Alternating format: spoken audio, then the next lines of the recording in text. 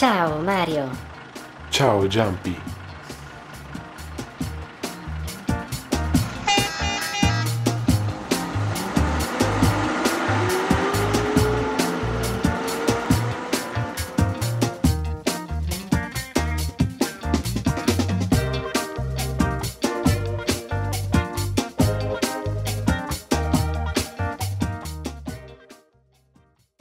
Ciao cari amici.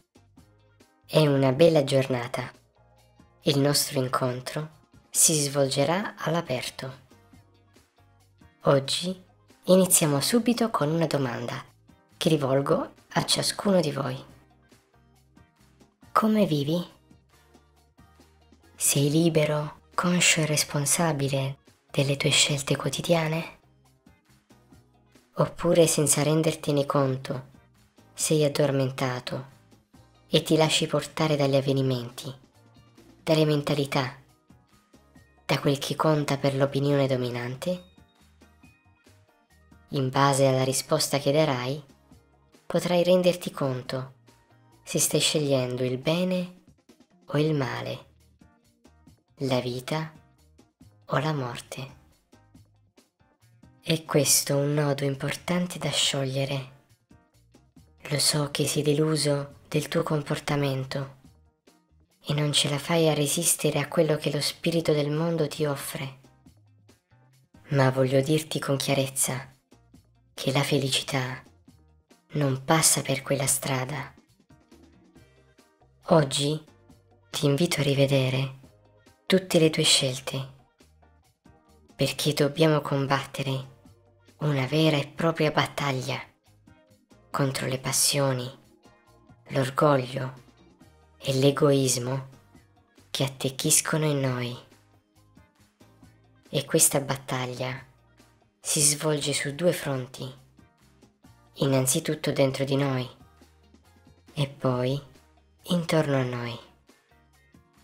Ad esempio, pensa alle grandiose scoperte dell'uomo nel campo scientifico. Dovrebbero servire al bene dell'umanità, ma sappiamo che esse in gran parte sono manipolate e usate per la sua distruzione. Vi ricordo a questo proposito una frase di Gesù riportata nel Vangelo di Matteo, al capitolo 12, versetto 30. Chi non è con me è contro di me, e chi non raccoglie con me disperde. Comprendiamo bene che abbiamo bisogno di essere salvati dallo spirito del mondo che ci seduce e ci conquista. Chi può liberarci da esso? C'è solo uno in grado di poterlo fare, il cui nome coincide con la sua missione. Yeshua, Gesù, ovvero Dio salva. Vivere lontani da Lui significa dimorare nella morte. Vivere in relazione piena con Lui significa scegliere la vita. Lo aveva predetto il profeta Isaia quando ha scritto di Lui: il giusto mio servo giustificherà molti. Egli si addosserà le loro iniquità. Perciò io gli darò in premio le moltitudini. Cosa fare concretamente per entrare in questa salvezza? In ogni nostra situazione di fallimento, causata dal nostro peccato o dal peccato di altri, invece di disperarci, di inveire contro noi stessi o contro i presunti colpevoli, il Signore ci chiama a raggiungerlo sulla croce e ad offrire al Padre con Lui il nostro dolore per la salvezza dell'umanità e per la circostanza precisa che stiamo vivendo. Appena accogliamo nel nostro cuore l'amore di Cristo, entriamo nella sua risurrezione.